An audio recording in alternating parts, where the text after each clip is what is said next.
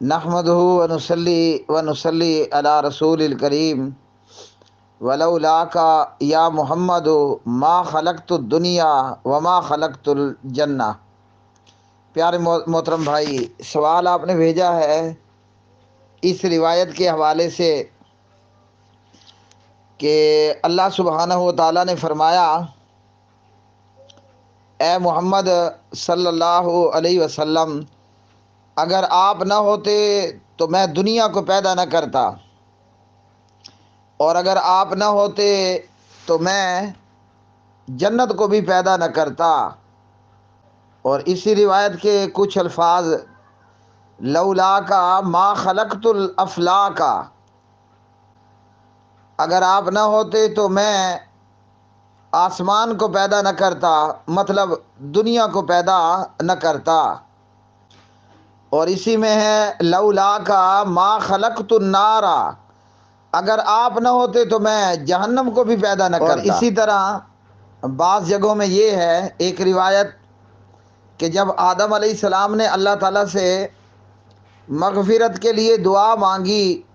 تو کہا کہ اے پروردگار، میں محمد کے وسیلے سے تجھ سے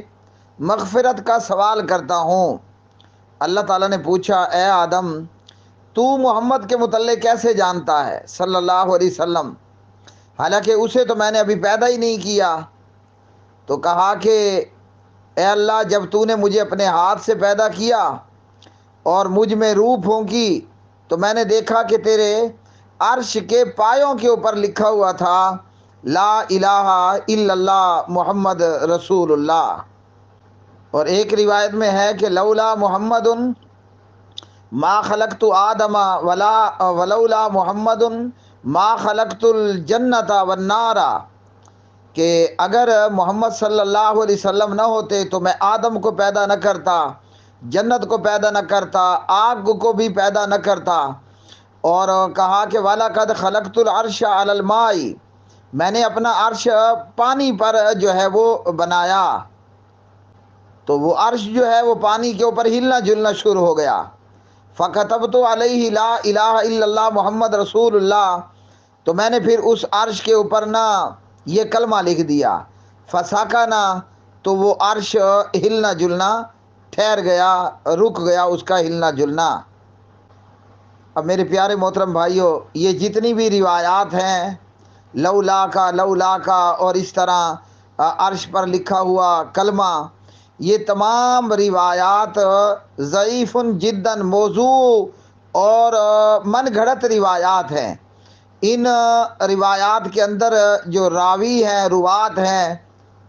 کوئی تو ضعیف ہے، کوئی تو ہے وہ متروک ہے، کوئی راوی جو ہے وہ ان روات میں سے متروک ہے، اور کوئی جو ہے وہ ضعفاء میں سے ضعیف ہے۔ اور ان روایات کے اندر کئی روات راوی حضرات جو ہیں وہ مجہول ہیں، جیسا کہ امام دارقطنی رحمہ اللہ، اور اسی طرح امام ابن عراقی رحمہ اللہ،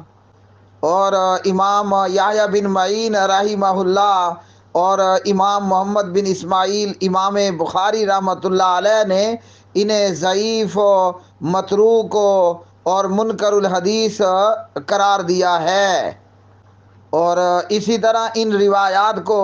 امام سیوطی رحمہ اللہ ان کے متعلق فرماتے ہیں کہ یہ موضوعات ہیں، موضوع اور من گھڑت روایات ہیں، اور ان روایات کا کوئی اعتبار نہیں، اور ان کے اندر کذاب قسم کے روات تک موجود ہیں۔ ایسا راوی جو بالکل کذاب اور گھڑنتو روایات گھڑ گھڑ کر کے بیان کرنے والے۔ اور اسی طرح امام شوکانی رحمہ اللہ نے الفوائد المجموعہ فی الاحادیث الموضوعہ کے اندر، اور امام ملا علی قاری رحمہ اللہ نے المصنوع فی معرفت الحدیث الموضوع کے اندر فرمایا کہ اس حدیث کو جو ہے وہ موضوع من گھڑت قرار دیا گیا ہے۔ اور اسی طرح ائمہ اور فقہا میں سے امام ملا علی قاری رحمۃ اللہ علیہ اپنی ایک اور کتاب الاسرار المرفوعہ فی الاخبار الموضوعہ کے اندر فرماتے ہیں یہ روایات جو ہیں وہ موضوع ہیں۔ اور امام البانی رحمہ اللہ، علامہ ناصر الدین البانی، وہ تو فرماتے ہیں کہ سندن بھی موضوع ہے اور یہ روایات معنی کے اعتبار سے بھی مردود ہے۔ اور اسی طرح دیگر ائمہ میں سے امام علامہ ذہبی رحمہ اللہ، امام حافظ ابن حجر رحمہ اللہ، امام طبرانی رحمہ اللہ، حافظ امام حیثمی رحمہ اللہ، امام ابن تیمیہ رحمہ اللہ اور دیگر اکثریت علماء کرام نے ان روایات کو ضعیف، موضوع اور ناقابل حجت قرار دیا ہے۔ ان روایات کے اندر جو ضعیف، متروک، منکر اور کذاب اور مجہول راوی ہیں، ان روات میں سے ابراہیم ہے اور یحییٰ بصری ہیں اور عبد الرحمن ہیں۔ اور ان روایات میں موجود یہ یحییٰ بصری موضوع اور من گھڑت روایات کیا کرتا تھا اور کذاب تھا، اور ان روایات کے اندر کئی ایک راوی جو ہے وہ مجہول الحال بھی ہیں۔ تو اس لیے اس معنی میں موجود کسی بھی روایت کا کوئی بھی اعتبار نہیں۔ صحیح اور درست بات یہ ہے جو اللہ سبحانہ و تعالیٰ نے سورۃ الذاریات میں بیان فرما دی، وما خلقت الجن والانس الا لیعبدون، کہ میں نے جن و انس کو اپنی عبادت کے لیے پیدا کیا ہے۔